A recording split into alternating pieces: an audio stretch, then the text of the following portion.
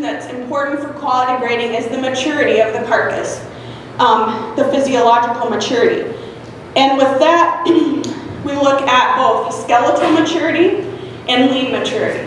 Now with skeletal maturity, we're talking, as cattle age, their bones harden or they ossify, they get more ossification. And most breeds of cattle age from the hind quarter to the front quarter. So the front quarter is, the older those cattle get, the more ossification you'll start to see in these thoracic buttons here. And this one's a little kind of hard to see, but you can see up in what we call the sacral vertebrae, there's already some ossification there. That's pretty typical of young beef. And there's hardly any here in the lumbar, and there's none in the thoracic. So this is a young beef. But in terms of actual skeletal maturity scores, we look at A0 all the way up to E100 would be old. So A and B maturities are considered young cattle or carcasses, and C, D, and E are old, or what we refer to in the industry as hard bones.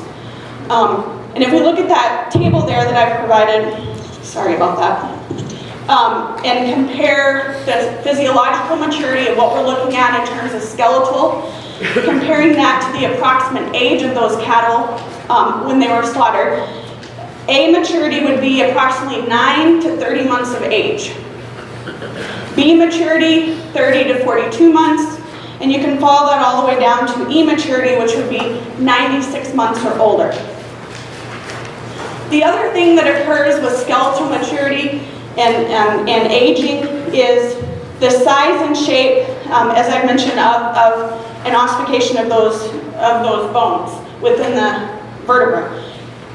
So, and as I said, the ossification occurs from, and that's a typo, that should be posterior, not posterior,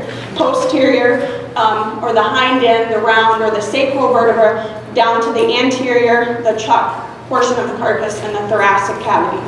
And the other thing in terms of skeletal is the ribs that start to change.